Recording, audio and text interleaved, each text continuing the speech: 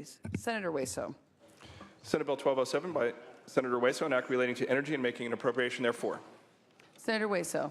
Thank you, Madam President. Members, SB 1207 extends the sunset date of the Energy Conservation Assistance Account Program, better known as ECA. This energy efficiency loan program is administered by the California Energy Commission and provides low-interest loans to local governments. Since its inception 30 years ago, ECA has provided more than 840 loans totaling more than $383 million. ECA has helped local governments, school districts, and hospitals implement a number of energy efficiency measures. This bill allows the CEC to continue this very successful energy efficiency loan program. I respectfully ask for your aye vote today. Thank you, Senator Hueso. Members, any discussion or debate? Seeing none, is there any objection to using a unanimous roll call? Hearing and seeing none, ayes 34, noes 0. Thank you, members. File item 156, Senator Hueso. Mr. Secretary, please read. Senate Bill 1212 by Senator Hueso, an act relating to telecommunications. Senator Hueso. Thank you, Madam President. SB 1212 will help close the gap in access to critical services provided by the 211 Disaster Response Network. When an earthquake or a natural disaster strikes, many Californians rely on the services that 211 provides, such as information regarding evacuations, return routes, access to food and water, traffic closures, and safe escape routes. There are 21 counties in the state that currently lack this service. Just last year, Lake County, for instance, was hit by over 50% of all wild land fire activity in the entire state of California. Of those fires, the Valley Fire became the third worst fire in California history. During that devastating fire, 911 services, police and fire became overwhelmed and scarce. We should be doing everything in our power to ensure that people of the state have access to the services that they need. That's why 211 is a powerful tool, as it is designed to accomplish just that. It'll connect people with services available locally and provide them access to needs such as food and security, housing resources, and mental health needs, in addition to disaster relief. This bill will lay the groundwork for statewide coordination and funding to ensure all residents in California can access this critical service regardless of the region from which they are calling. I respectfully ask for your support for this bill today. Thank you, Senator Hueso. Senator Morlock. Thank you, Madam President. 211 is just a great service. It's been working very well in Orange County. And in fact, they work real hard to raise money to support the service. But it seems like it's a continual struggle every year to make sure that all the volunteers on their board raise the money. But it's an outstanding nonprofit. But it looks like we've got counties that haven't implemented 211 and haven't made it a priority in their budgets or in their communities. And now it looks like we're getting them started, kicking them out of the nest. But will the birds fly? I mean, we don't have ongoing funding. So I'm a little nervous. I like the program, but I'm a little cautious about supporting it if we're not going to provide long-term funding or at least have the support from the communities that will benefit from this program. Thank you, Madam President. Thank you, Senator Morlock. Any further discussion or debate? Senator Hueso, would you like to close? Thank you, Madam Chair. I am also concerned about some of the comments made by the good senator. However, this program, currently the way it's designed and envisioned under this bill, it will be administered by many of the same providers that are already providing this service, so there'll be no redundancy or additional need for staff, and we're looking at a Teleconnect Fund as a source of funding. So we're talking about an amount of money that is already exists within the system, and quite a bit of resources that already exist within the state. We're simply going to tap into those that already exist to expand the program statewide. Thank you. Very good. Thank you, Senator Hueso. Mr. Secretary, please call the roll. Allen? Aye. Anderson? No. Bates?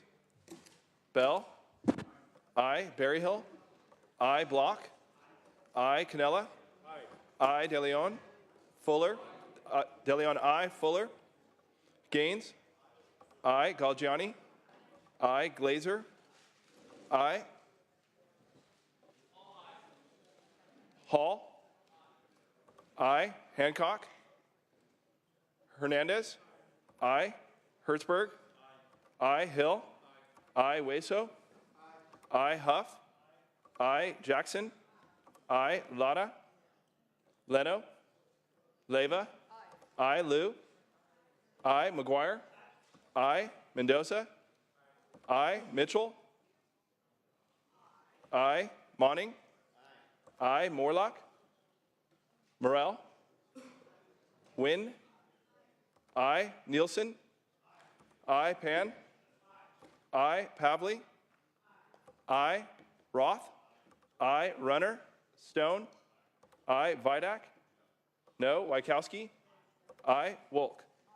I. Please call the absent members. Bates. Bates, I. Fuller. I. Hancock. Lada. Leno. Morlock. Morrell. No. Runner. Ayes 32, noes 3, measure passes. File item 157, Senator Hueso. Mr. Secretary, please read. Senate Bill 1216 by Senator Hueso, an act relating to taxation to take effect immediately, tax levy. Senator Hueso. Thank you, Madam President. I am very proud to rise to present SB 1216. This is an important bill that aims to remove a significant barrier to successful reentry from the lives of young ex-offenders by implementing a tax incentive for employers to hire members of this disenfranchised community. Overwhelmingly, ex-offenders have tenuous relationships to the labor market. Approximately 70% have dropped out of high school, contributing to their unemployability. State statistics demonstrate that younger felons have a particularly difficult time reintegrating into society post-incarceration. Estimates inmates released at age 24 or younger return to prison at a rate of 67%. Analysts estimate that it costs California nearly $60,000 annually to incarcerate each inmate in a California prison. If SB 1216's employer tax incentive program keeps 10 high-risk youth from reoffending, this program will cost the state nothing in terms of revenue. SB 1216 seems to help a fragile and disadvantaged demographic group to successfully transition back into society and become productive members of society. So this reduces recidivism rates. This bill reduces the cost of incarcerating inmates, and it will also help to get these people's lives back on track and potentially help create a taxpayer instead of an inmate in prison. So for these reasons, I respectfully ask for your aye vote on this important measure. Thank you. Thank you, Senator Hueso. Senator Gaines. Yeah, thank you, Madam President and members. I rise in support of the good senator's legislation, good senator from San Diego. What a great opportunity for employment to create jobs within the California economy, give individuals an opportunity to go down the right path of success. And so would encourage an aye vote. Thank you. Thank you, Senator Gaines. Any further discussion? Would you like to close, Senator Hueso? Simply ask for your support for this measure today. Thank you.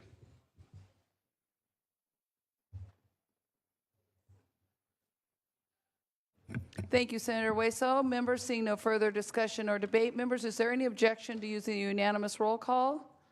Hearing and seeing none, ayes 36, noes 0. Thank you, members. One moment.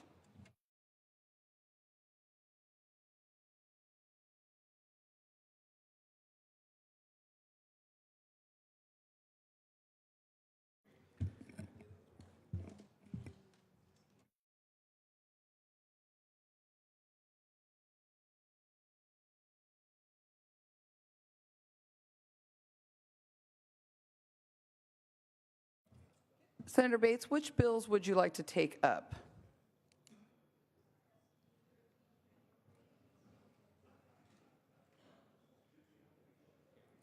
I can't hear you, I'm sorry. 168 and 171? All right, members, because Senator Bates is on the conference committee, we are going to take her bills out of order, starting with file item 168. Mr. Secretary, please read. Senate Bill 1323 by Senator Bates, an act relating to controlled substances. Senator Bates. Thank you, Miss President and members. Senate Bill 1323 adds fentanyl to a list of dangerous drugs such as heroin that are subject to sentence enhancements based on weight. Fentanyl is up to 50 times more potent than 100% pure heroin.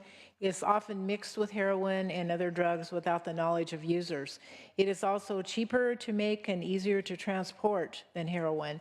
These factors combine to make fentanyl the emerging go-to drug for the cartels. Its potency makes overdoses much more likely to be fatal. In March of this year, we saw 12 fentanyl deaths here in Sacramento in a single week. None of the victims knew they were ingesting fentanyl. It can be deadly simply if it becomes airborne or makes contact with the skin, posing significant danger to first responders and innocent bystanders. Simply put, this is the most dangerous drug out there. SB 1323 cracks down on drug cartels and high-level drug dealers that are distributing, trafficking, and selling mass quantities of this poison. It is sponsored by the Orange County Sheriff's Department, supported by law enforcement and victims across the state, has received no votes to date. I respectfully ask for your aye vote. Thank you, Senator Bates. Senator Huff? Thank you, Madam President. Members, I stand in strong support as a joint author on this measure. Mortality statistics on the improper use of fentanyl are alarming. Across the country, we've seen a huge spike in overdoses and deaths attributed to fentanyl. At least 28,000 people died of opioid overdoses in 2014. Of those, fentanyl was involved in 5,554 fatalities, a 79% increase from 2013. Some states even showed a nearly 500% increase in fentanyl overdose fatalities. Unpublished data for 2015 indicates an even steeper spike in fentanyl deaths, according to the CDC. In late March, the Sacramento area saw 52 fentanyl overdoses in a single week, which led to 12 deaths. The victims ranged in age from 18 to 59 and came from very diverse parts of the region.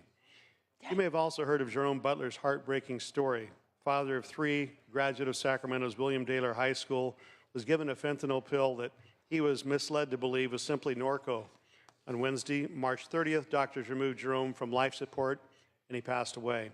Stories such as these are becoming all too common. This measure is suited to apply appropriate penalties for the sale and possession of fentanyl. I urge an aye vote. Thank you, Senator.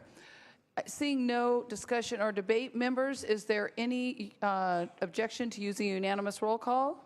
Seeing and hearing none, there is. There's objection. Mr. Secretary, please call the roll. Allen?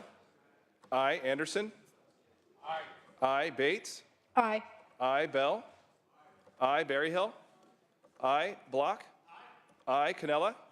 Aye. DeLeon? Fuller? Aye. Gaines? Aye. Galgiani? Aye. Glazer? Aye. Hall? Aye. Hancock? Hernandez? Aye. Hertzberg? Hill? Aye. Hueso? Aye. Huff? Aye. Jackson?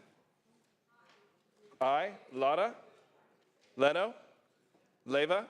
Aye. Liu? Aye. McGuire? Aye. Mendoza? Aye. Mitchell? Aye. Monning? Aye. Morlock? Aye. Morrell? Aye. Wynn? Aye. Nielsen? Aye. Pan? Pavley? Aye. Roth? Aye. Runner? Stone? Aye. Vidak? Aye. Wykowski? Wolk? Please call the absent members. DeLeon? Aye. Hancock? Hertzberg? Aye. Lada? Leno? Pan, Runner, Wykowski, Wolk. Wolk, aye. Thank you, Mr. Secretary. Ayes 34, noes 0. The measure passes. Is it file item 191 you wanted to take up, Senator Bates? Oh, thank you. Mr. Secretary, please read file item 191.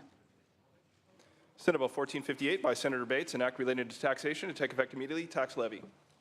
Senator Bates. Thank you, Madam President. Members, SB 1458 is sponsored by Board of Equalization member George Renner and seeks to make California law consistent with federal law so that any veteran receiving service-connected disability benefits at 100% will be eligible to receive the state's disabled veterans property tax exemption on their home. There are currently 5 different types of discharges from active duty that veterans receive: honorable, general, other than honorable conditions, dishonorable, and bad conduct.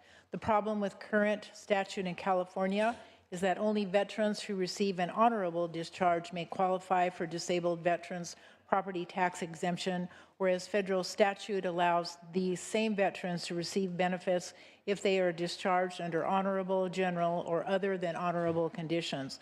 SB 1458 fixes the problem and gives 100% disabled veterans access to a tax benefit they deserve. SB 1458 hasn't received any no votes to date, has no opposition. It is supported by the entire Board of Equalization, numerous veterans groups throughout California. I respectfully ask for your aye vote. Thank you, Senator Bates. Members, seeing no discussion or debate, is there any objection to using the unanimous roll call? Seeing and hearing none, ayes 36, noes 0. Members, we are also going to go out of order and take up file item 211 for Senator Nielsen, who also is on the conference committee. Mr. Secretary, please read. Assembly Concurrent Resolution 166 by Assemblymember Chu, relative to California Travel and Tourism Month. Thank you, Madam President. Ladies and gentlemen of the Senate, this resolution acknowledges May 2016 and each May thereafter as California Travel and Tourism Month. I do not need to acknowledge the value to this state of tourism and how very important we are to the United States of America as a showcase of travel and tourism. Just think of the attractions in your district and think of us each year acknowledging that value, that economic importance. This is one of the easiest aye votes we'll ever make. Thank you, Senator Nielsen. Members, seeing no discussion or debate, is there any objection to using the unanimous roll call? Hearing and seeing none, ayes 36, noes 0. Thank you, members. All right, we're going to, motion is adopted. Thank you. Assembly. Motion is adopted. We are moving back to file order. File item 158, Senator McGuire. Mr. Secretary, please read. 158.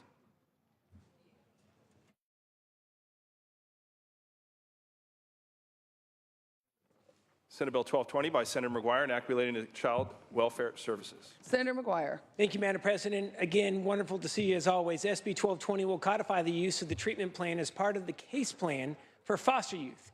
The case plan is the document which stays with the youth the entire time they are in the state foster care system. It requires that if a treatment plan is completed for a child who is being approved for psychotropic medication, the treatment plan needs to be attached to the judicial request form. The bill has received no votes. It brings us one step closer to ensuring foster youth receive the minimum behavioral health care services they deserve. Would respectfully ask for an aye vote. Thank you, Senator McGuire. Members, seeing no discussion or debate, is there any objection to using the unanimous roll call? Hearing and seeing none, ayes 36, noes 0. Measure passes.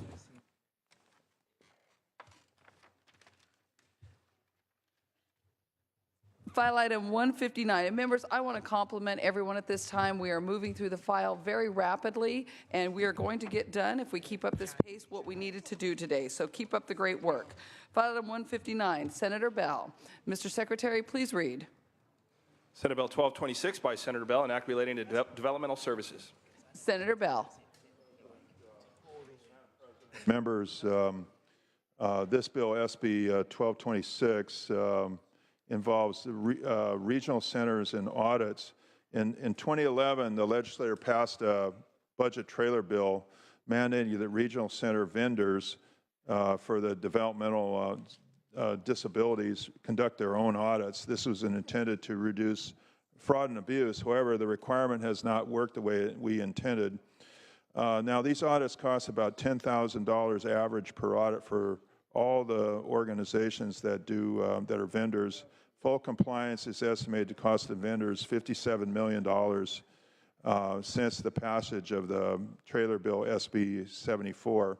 This money, of course, could be better spent on client services because the cost to perform audits and financial reviews are borne by the vendors, and reducing fraud is important. It's critical that the legislature understand that if the audits are accomplished what they're intended to do and are not waste of money, in this case, they're actually duplicative of other requirements for financial disclosure. We addressed many of these issues in the special session bill this year, and this bill, SB 1226, adds to these reforms. To the extent that this bill will help vendors actually provide services to the state's clients and not spend it on audits that do not seem to result in any savings or fraud reduction, I respectfully ask for your aye vote. This bill has bipartisan support, and appreciate your aye vote on the measure. Thank you, Senator Bell. Members, any discussion or debate? Seeing none, is there any objection to using a unanimous roll call? Seeing and hearing none, ayes 36 and noes 0. Measure passes. Thank you, members. File item 160, Senator Lara not at his desk.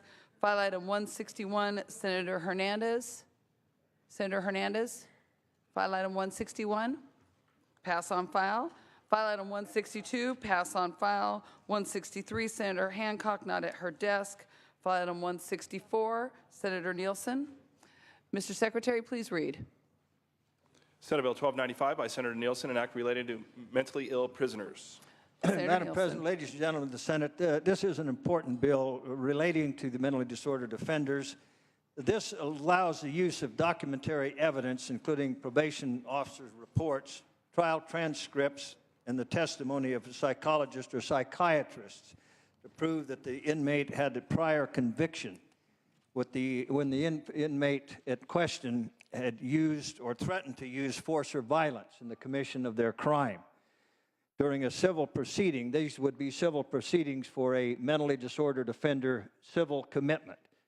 That type of a commitment means that the individual has, while in custody, been diagnosed as a danger to self and others and needed treatment available in the community, that they would be subjected then to a civil proceeding in a local court, and they could then receive a civil commitment for up to 2 years remaining in custody and in treatment.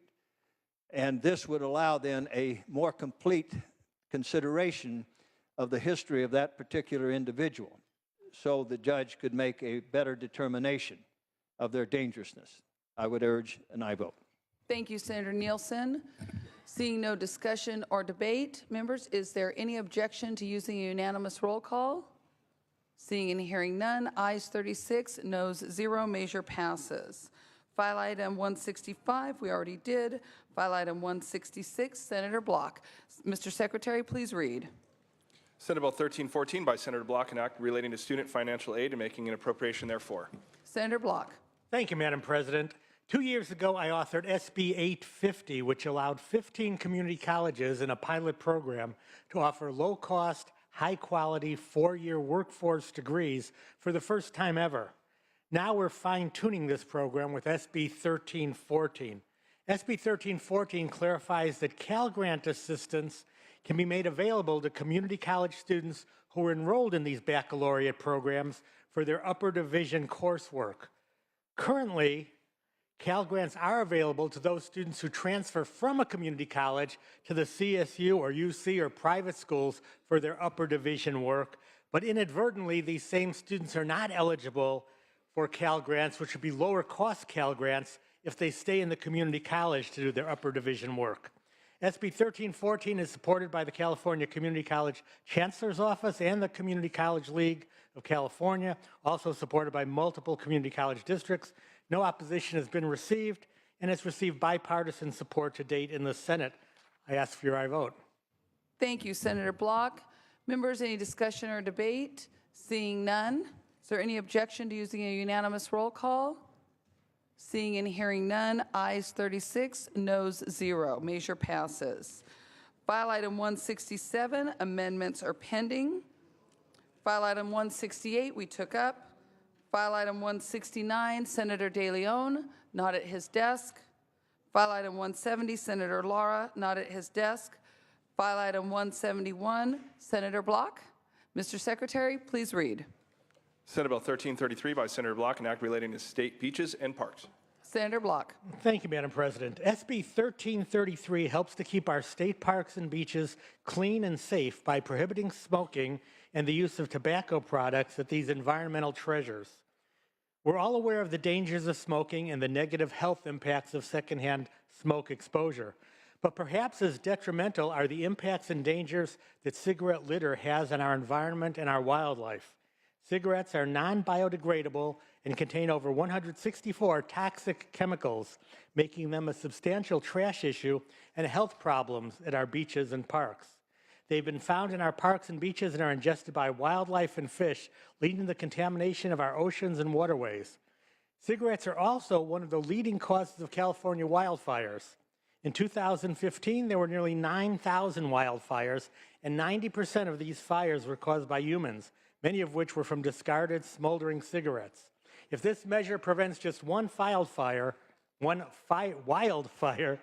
it will save millions, since the average cost of each fire is $3 million. SB 1333 would make it an infraction for a person to smoke cigarettes or use other tobacco-related products within the boundaries of state beaches and parks. Only within the boundaries, not within adjacent open parks, open lands, or houses, only within the boundaries of the state beaches and state parks. Additionally, the bill requires the California Department of Parks and Recreation to post signs at state beaches and parks notifying visitors of the smoking prohibition. The bill is supported, interestingly enough, the bill is supported by a coalition of health organizations, environmental organizations, and public safety organizations.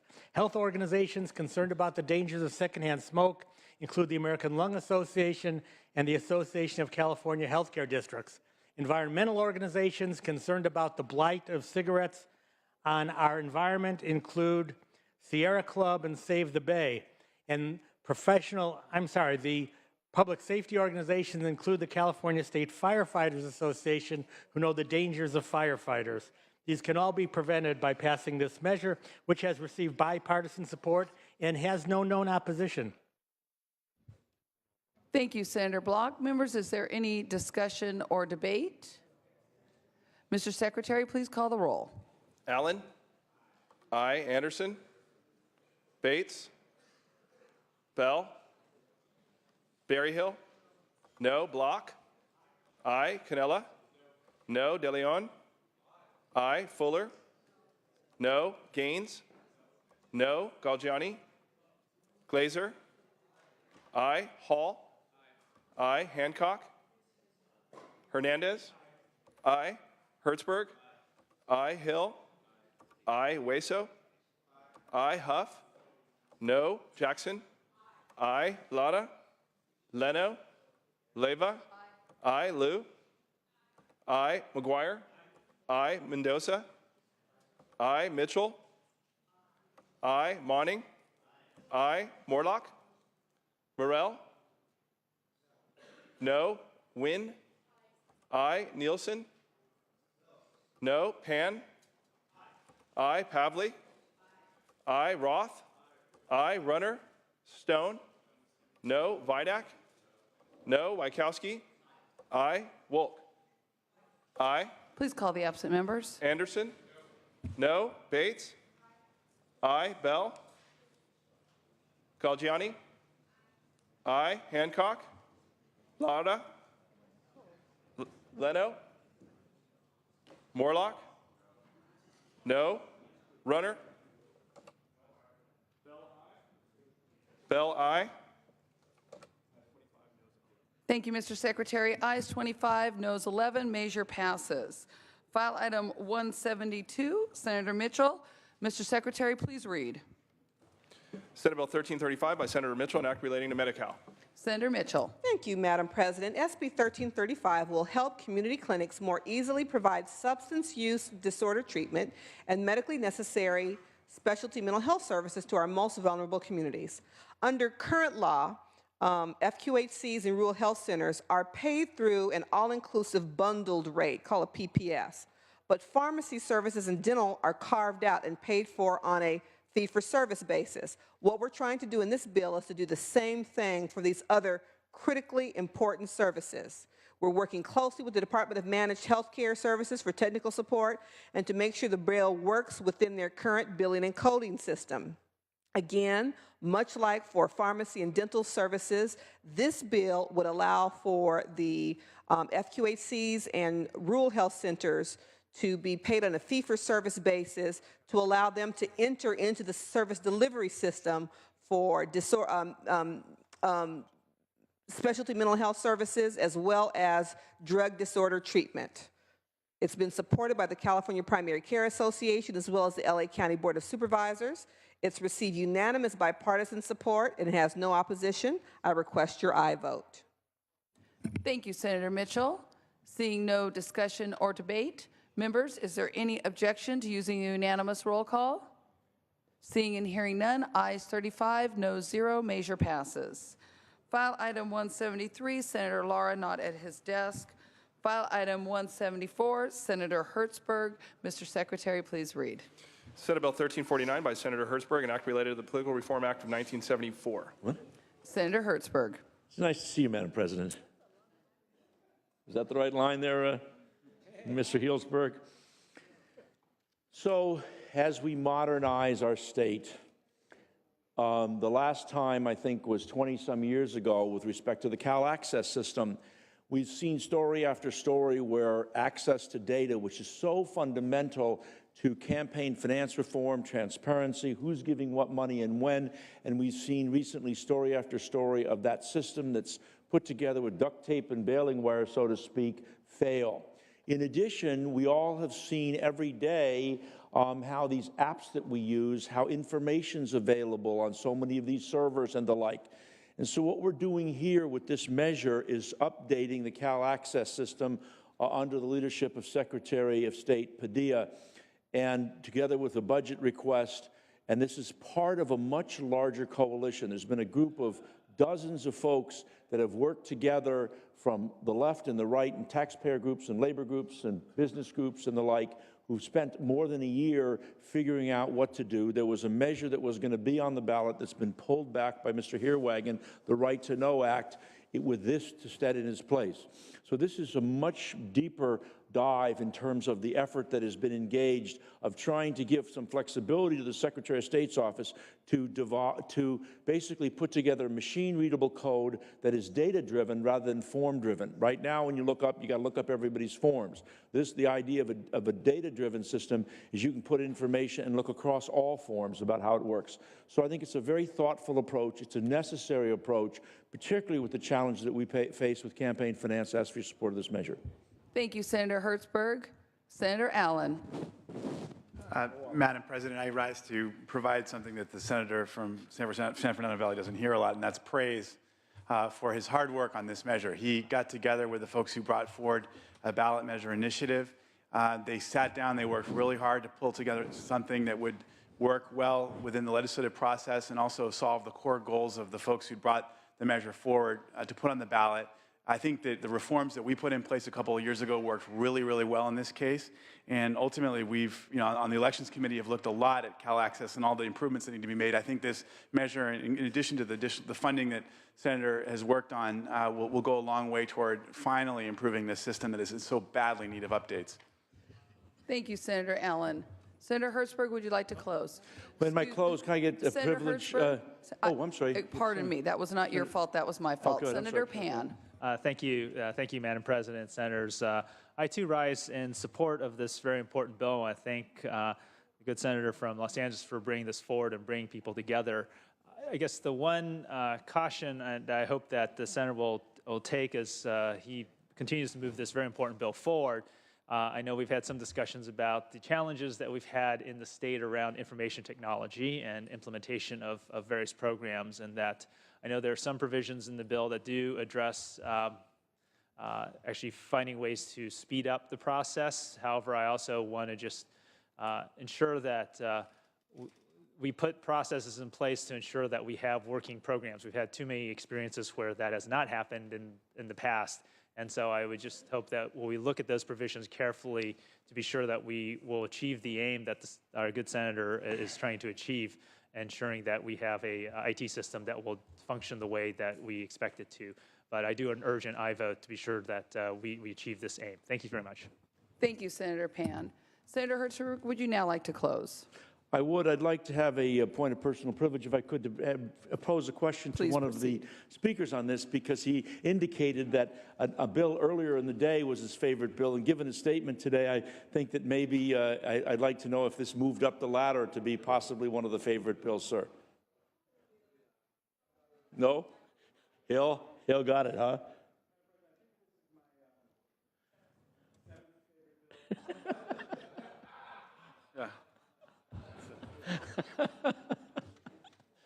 Touche.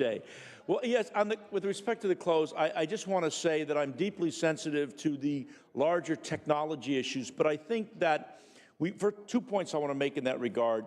One is that the Secretary of State's been successful with respect to dealing with this, and which gives us confidence. And secondly, I think this is a part of a much larger picture that we face about how to deal with technology in government. There's fundamental flaws in how it works, and I think it's going to be something that if we're going to modernize in this new world order that we live in of technology and globalization, we've got to fundamentally change how government works in that regard. But in the meantime, this is a good measure. I ask for your support.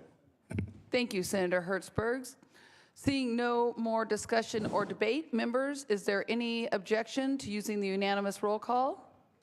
Seeing and hearing none, ayes 34, noes 0, the measure passes. Members, before we move on to file item 175, we're going to move back to file item 114, Senator Hernandez. Mr. Secretary, please read at your convenience.